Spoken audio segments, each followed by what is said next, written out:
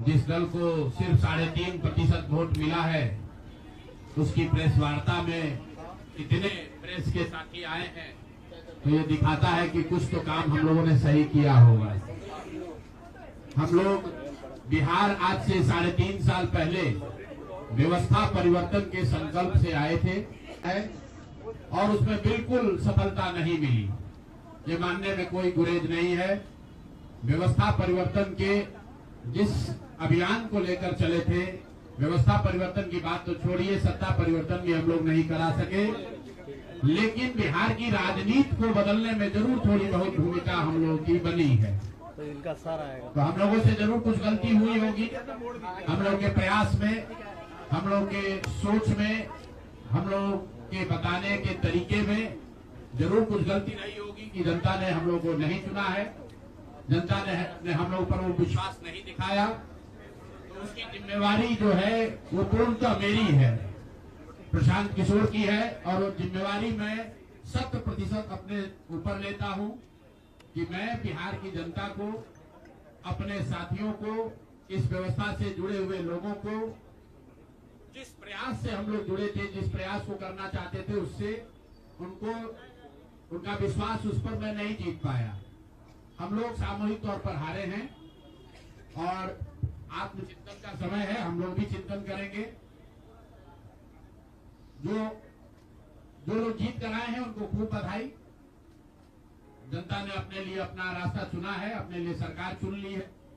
अब नीतीश जी और भाजपा के लोगों पर जिम्मेवारी है कि बिहार में जिन बातों को लेकर वो सत्ता में आए हैं, बिहार में तरक्की हो, बिहार में भ्रष्टाचार से जो जनता जूझ रही है, भ्रष्टाचार खत्म हो, यहाँ पर लोगों के लिए रोजी रोजगार हो, और सबसे बढ़ के जो मुद्दा है पलायन का, बिहार से पलायन बंद हो।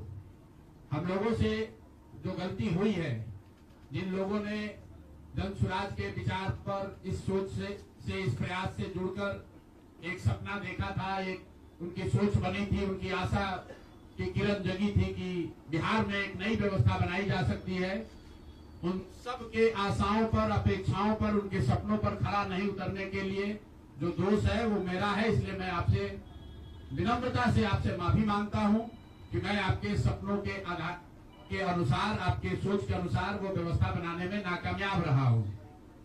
और प्रायश्चित के तौर पर मैं आज से 2 दिन के बाद 20 तारीख को गांधी विद्यारवा आश्रम में जो रास्ता गांधी जी ने बताया है, मैं अपने लोगों को, बिहार के लोगों को ये नहीं समझा पाया कि किस बात पर उनको वोट देना चाहिए, क्यों उनको नई व्यवस्था बनानी चाहिए। तो प्रायश्चित के तौर पर मैं अपने से विद्यारवा आश्रम में 1 दिन का उपवास, मौन उपवास रखूंगा। जो भी जन स्वराज के साथी हैं वो जहां पर है वहां, अगर वो समझते हैं कि हम लोग के प्रयास में, सोच में जो कमी रह गई, उसको सुधार के लिए प्रायश्चित के तौर पर हम लोग 1 दिन का सामूहिक उपवास रखेंगे। मैं खुद विद्यारवा, गांधी आश्रम विद्यारवा में रहूंगा।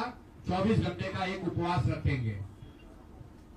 गलती हम लोगों से हुई होगी, कमी रही होगी, लेकिन हम लोगों ने कोई गुनाह नहीं किया।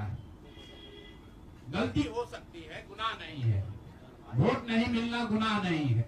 मैं बिहार की जनता के सामने अपने साथियों के साथ बिल्कुल सर उठा के ये कह सकता हूं कि हम लोगों ने गुनाह नहीं किया है। जिस बिहार में पिछले 30-35 साल से सिर्फ जाति की राजनीति हुई है, वहां पर इस समाज में जातियों का जहर फैलाने का गुनाह नहीं किया है। हम लोगों ने बिहार में हिंदू मुस्लिम की राजनीति नहीं की है, लोगों को धर्म के नाम पर बांटने का गुनाह नहीं किया है। हम लोगों ने बिहार की गरीब जनता को, भोले वाले लोगों को पैसा देकर उनका वोट खरीदने का गुनाह नहीं किया है। जिन लोगों ने ये गुनाह किया होगा, अगर वो आज जीत भी गए हैं तो उनको उसका हिसाब देना ही पड़ेगा। वो आज दे या कल दे, वो होगा ही होगा। मैं पिछले 2.5-3 सालों में अपने वक्तव्यों में अक्सर महाभारत के चक्रव्यूह की, अभिमन्यु के वध की कहानी सुनाता रहा हूं। जिस धर्म युद्ध की बात हम लोग करते हैं, पांडवों के साथ स्वयं भगवान थे, स्वयं भगवान कृष्ण थे, फिर भी अभिमन्यु को घेर कर छल से मार दिया गया। लेकिन उसके आगे की भी एक कथा भी है कि अभिमन्यु को मार दिया गया, लेकिन उससे महाभारत नहीं जीता गया। महाभारत जीता तो अंत में वही जो सही रास्ते पर था, जो धर्म के साथ था। तो आप निश्चित जानिए कि जीत तो जल्द स्वराज की ही होगी। आज जरूर धक्का लगा है और उसके लिए जो कुछ भी कमी है उसको सुधारा जाएगा और उतनी ही ताकत से फिर खड़े होंगे। अगर आप ये कुछ लोग ये सोच रहे हैं कि मैं बिहार छोड़ दूंगा, तो आपका ये भ्रम है। अंग्रेजी में एक फ्रेज है, you are not defeated till you quit. जब तक आप छोड़ेंगे नहीं तब तक आप हार नहीं सकते हैं। तो प्रशांत किशोर की और जन सुराज में मेरे साथ जुड़े हुए साथियों की बिहार सुधारने की जो जिद है, उस जिद के सामने दूसरा कुछ भी इस जीवन में नहीं है। उस जिद से पीछे हटने वाले नहीं है। पूरी ताकत से, पूरी ईमानदारी से। लोग कह रहे हैं कि मैंने 3-3.5 साल में बहुत मेहनत किया है, तो जितनी मेहनत करते हुए आपने मुझे 3 साल में देखा है, उससे दुगनी मेहनत करेंगे और पूरी ताकत से लगेंगे। पीछे हटने का सवाल नहीं है।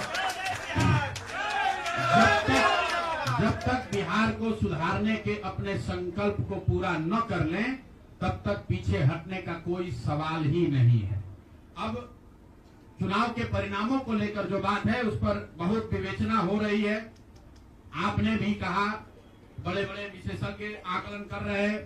कोई बता रहा है कि पैसे से जीत लिया गया, कोई बता रहा है कि लालू जी के डर से ध्रुवीकरण हुआ इसलिए जीता गया।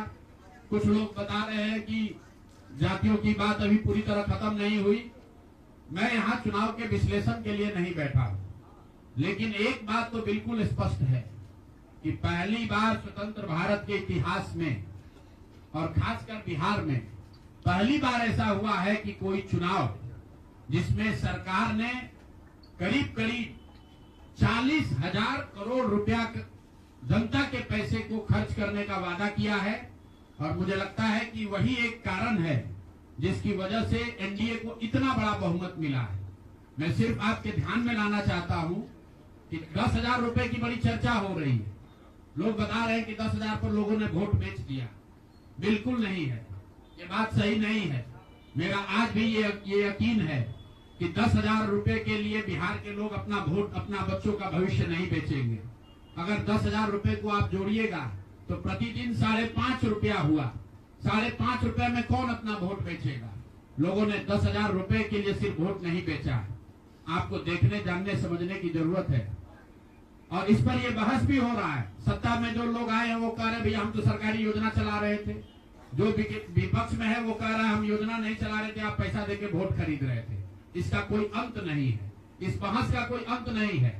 चुनाव आयोग पर लोग टीका टिप्पणी कर रहे हैं, वो चुनाव आयोग का विषय है। बिहार के बेटा होने के नाते, बिहार के नागरिक होने के नाते मेरा बस एक ही प्रश्न है। हर विधानसभा क्षेत्र में 60 से 62,000 लोगों को कम से कम 10,000 रुपया सीधे तौर पर सरकार ने दिया है। सिर्फ 10,000 रुपया नहीं दिया, ये कहा कि आपको स्वरोजगार के लिए 2 लाख रुपया दिया जाएगा और उसकी पहली किस्त के तौर पर, बयाना के तौर पर 10,000 रुपया उसको दिया गया। और पूरा सरकारी तंत्र लगाया गया लोगों को ये बताने के लिए कि अगर आप एनडीए को वोट देते हैं तो आपको 10,000 रुपए के साथ साथ आने वाले 6 महीनों में 2 लाख रुपए तक की सहायता मिलेगी। इसको करने के लिए पूरा सरकारी तंत्र लगा। जीविका की दीदियों को बैठाया गया। जितने यहाँ पर आशा आंगनवाड़ी सेविकाएं हैं उनकी सैलरी, उनका मानदेय बढ़ाकर उनको जोड़ा गया। लोग कह रहा है भैया काडर कहाँ है? मेरे भाई 2 लाख लोगों को, आप ध्यान रखिए, सिर्फ 10,000 रुपए लोगों को नहीं दिया गया है। हर विधानसभा में, मैं बहुत जिम्मेवारी से जो सरकारी आंकड़ा है वही बता रहा हूँ, हर विधानसभा में 60 से 62,000 महिलाओं को 10,000 रुपया दिया गया है। करीब करीब 1 लाख आंगनवाड़ी सेविका, आशा वर्कर और ममता की से जुड़ी हुई महिलाओं को करीब करीब सरकार ने 10,000 करोड़ रुपया अलग से दिया है। इसके साथ ही विकास मित्र और टोला सेवकों को 25,000 रुपया एक बार में, और जो लोग प्रवासी मजदूर बाहर से आए उनको 5,000 रुपया दिया गया है कपड़ा के नाम पर। तो कुल मिलाकर 29,000 करोड़ रुपया, करीब करीब 29,000 करोड़ रुपया बांटा गया है। 40,000 करोड़ रुपए की योजनाओं की घोषणा की गई है। अब हम यहाँ इसलिए नहीं बैठे हैं ये कहने के लिए कि इसी वजह से हम लोग चुनाव हार गए। मेरा अब सीधा सरकार से एक आग्रह है कि आपने 2 लाख रुपए देने का वादा किया है, जनता ने आपको मत दे दिया, अब आप सत्ता में बैठे हैं, तो कृपा करके जो 1.5 लाख महिलाएं, 1.5 करोड़ महिलाएं हैं जिनको आपने 10,000 रुपया दिया है, उन सभी महिलाओं को अगले 6 महीने में 2 लाख रुपए तक देने की व्यवस्था कीजिए, क्योंकि अगर वो हो जाएगा तो बिहार से बेरोजगारी दूर हो जाएगी, बिहार से पलायन बंद हो जाएगा। और अगर आपने ये नहीं किया तो ये बिल्कुल स्पष्ट हो जाएगा कि आपने ये 10,000 रुपया किसी योजना के तहत नहीं दिया था, सिर्फ और सिर्फ वोट खरीदने के लिए दिया था। तो वोट खरीदने के लिए पैसा दिया गया है कि किसी योजना के तहत पैसा दिया गया है, सरकारी योजना के तहत, इसका प्रमाण इस बात पर है कि आने वाले 6 महीने में सरकार ने स्वरोजगार के नाम पर जो पैसा जारी किया है, उस क्षेत्र में और पैसा और मदद जारी की जाती है या नहीं की जाती है। हम लोग एक भी विधायक न जीते कोई बात नहीं, जन सुराज। और कई लोगों का सवाल है नीतीश कुमार को 25 सीट आने की बात है, तो मैं आपके सामने घोषणा कर रहा हूं कि जो 25 सीट हमने बात कही थी उस पर बिल्कुल कायम है। अगर नीतीश कुमार ने, उनकी सरकार ने ये वोट खरीदा नहीं है, इनको 2-2 लाख रुपए दे दे, मैं बिल्कुल राजनीति से संन्यास ले लूंगा, उसमें कहीं कोई दिक्कत नहीं है, कहीं कोई दिक्कत नहीं। बिहार के 1.5 करोड़ लोगों को 2-2 लाख रुपया नीतीश कुमार दिलवा दे, मैं मान लूंगा कि हमारे आकलन में गलती थी, हमारी गलती थी। और हमारे आकलन की बात छोड़िए, अगर बिहार से बेरोजगारी दूर हो जाए, पलायन बंद हो जाए, 1.5 करोड़ परिवार, टोटल 2.5 करोड़ परिवार में अगर 1.5 करोड़ परिवार की गरीबी दूर हो जाए, तो प्रशांत किशोर को विधायक बनने की, राजनीति करने की कोई जरूरत नहीं है, हम दूसरा काम कर सकते हैं। तो आपका अगर ये सवाल है कि 25 सीट की बात है, बिल्कुल 25 सीट से ज्यादा नीतीश कुमार को ना आना चाहिए था, ना आता। एक ही फैक्टर है, ये पैसा बांटकर जो वोट आपने खरीदा है, खरीदने का आप पर इल्जाम है। तो इसको आप इतने 20 साल से आप मुख्यमंत्री हैं, तो आप इस इल्जाम को धो दीजिए। अगले 6 महीने में 1.5 करोड़ लोगों को, 1.5 करोड़ परिवार को स्वरोजगार की व्यवस्था कर दीजिए। और अगर नहीं कीजिएगा तो हम लोग यहीं पर हैं। मैं आपके सामने एक नंबर जारी कर रहा हूं, मेरा अपना व्यक्तिगत ऑफिस का 91-216, 91-216।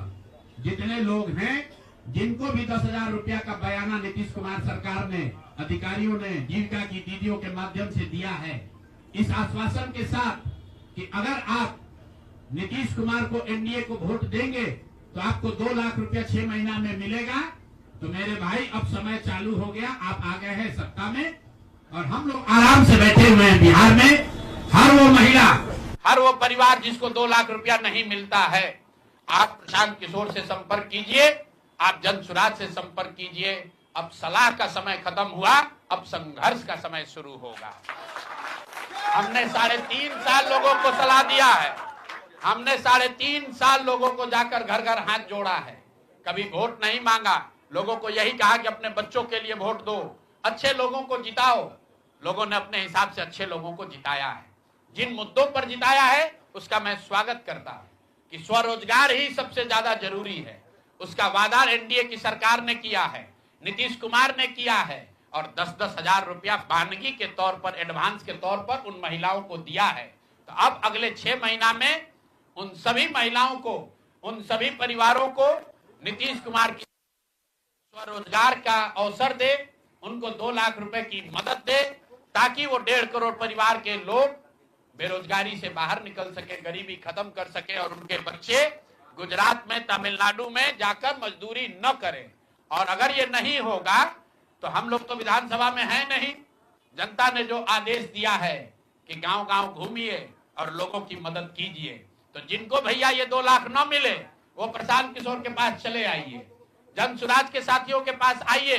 आपकी आवाज बनकर, आपके साथ खड़े होकर ब्लॉक, पंचायत, डिस्ट्रिक्ट के ऑफिसेज में, सरकारी दफ्तरों में हम लोग चलेंगे। जरूरत पड़ेगा नीतीश कुमार, क्योंकि उन्होंने कहा है कि 10,000 रुपया जब मैं जीत कर आऊंगा आपको 2-2 लाख रुपए दूंगा, ताकि सब लोग अपने पैर पर खड़े हो जाएंगे। तो जन सुराज के लोग अब ब्लॉक में, और जिन लोगों ने, आपने सुना होगा सहारा में लोगों को कहा गया पैसा डबल हो जाएगा, सहारा के जिन लोगों ने एजेंट बनकर समाज पैसा जमा कराया, सहारा वाले भाग गए तो लोग एजेंट को खोज रहे हैं। तो जो सरकारी अफसर नेतागिरी कर जिन लोगों ने किया है, सरकार की ओर से आश्वासन दिया है कि आपको रोजगार देंगे, 2 लाख रुपया देंगे, जो जिन जीविका की दीदियों ने एक एक महिला को जाकर समझाया है, बूथ पर बैठकर वोट दिलवाया है, सिंबल सिखाया है, क्रमांक संख्या बताया है, वो जीविका की दीदियों की जिम्मेवारी है कि जिनको आपने ये काम कराया है, जिनके बच्चों का भविष्य आपने 10,000 रुपया में आपने सौदा कराया है, उनको पैसा मिले। और अगर वो 2 लाख रुपया नहीं मिलेगा तो 6 महीने का समय है। 6 महीने के बाद हर वो व्यक्ति जिसको पैसा नहीं मिले उसके लिए जन सुराज का, प्रशांत किशोर का दरवाजा खुला हुआ है। हम लोग आपकी आवाज बनेंगे, आपके साथ खड़े होंगे। हम लोग विधायक सांसद नहीं है, लेकिन समाज में हमारी ताकत जो आवाज है, आपके वो आवाज आपके साथ जोड़ेंगे और हर हालत में आपको ये 2 लाख रुपया मिले, इसकी लड़ाई को जारी रखेंगे। दूसरी बात जो कह के मैं खत्म करूंगा, पर हम लोगों ने कई प्रेस कॉन्फ्रेंस किए हैं। नीतीश कुमार को कभी व्यक्तिगत तौर पर बेईमान नहीं बताया गया है, भ्रष्ट नहीं बताया गया है, लेकिन हम लोगों का ये मानना था कि नीतीश जी का स्वास्थ्य अच्छा नहीं है, अगल बगल के लोग लूट रहे हैं, चला रहे हैं। अभी परिणाम आए हैं, नीतीश जी को देखकर लग रहा है कि नीतीश जी बिल्कुल स्वस्थ दिख रहे हैं। तो अब मेरी उनसे अपेक्षा है कि 2 दिन के बाद अभी मंत्रिमंडल बनने वाला है। कल प्रधानमंत्री जी ने भी कहा है कि बहुत बड़ी जिम्मेवारी है, हम लोग इलेक्शन मोड में नहीं, इमोशनल मोड में हैं। तो उसी इमोशनल मोड में मेरी आपसे अपेक्षा है कि भारतीय जनता पार्टी की लीडरशिप और नीतीश कुमार एक ऐसा स्वच्छ मंत्रिमंडल बनाएं जिसमें कोई दागी मंत्री न हो, कोई भ्रष्टाचारी न हो। भ्रष्टाचार करने का, भ्रष्टाचारियों को सरकार में शामिल करने का मैंडेट नहीं दिया है, भ्रष्टाचार करने का मैंडेट नहीं दिया है, लूटने का मैंडेट नहीं दिया है। तो मैंडेट, बिल्कुल मैंडेट का सम्मान है। जनता लोकतंत्र है, जनता मालिक है, जनता ने जिनको सत्ता में बैठाया है वो सत्ता में बैठे, लेकिन सत्ता में बैठकर लूटने का मैंडेट जनता ने नहीं दिया है। तो मेरी अपेक्षा है कि नीतीश जी, माननीय प्रधानमंत्री मोदी जी, अमित शाह जी, जिन्होंने बिहार की जनता को यह बताया है कि हम आपका विकास करेंगे, आपके बच्चे अब गुजरात नहीं जाएंगे मजदूरी करने, तो भाई अब आपकी जिम्मेवारी है ऐसा मंत्रिमंडल बनाइए ताकि बिहार के लोगों का पलायन बंद हो, यहाँ से बेरोजगारी खत्म हो और जो पिछले 5 साल से लोग भ्रष्टाचार से जूझ रहे हैं वो आगे भ्रष्टाचार न हो। मेरी बात यहाँ खत्म हुई। अब आपके जो सवाल हैं वो आप सवाल कर सकते हैं। बहुत बहुत धन्यवाद।